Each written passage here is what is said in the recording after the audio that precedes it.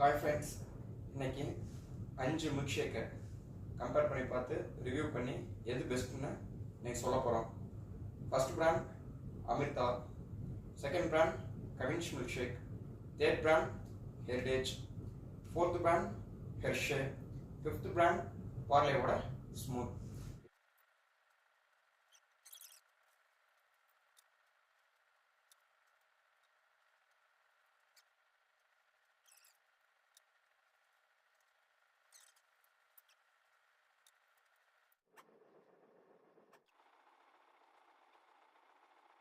அஞ்சு மில்க் ஷேக்ஸ்லையும் கவின்ஸ் தான் வின்னர்.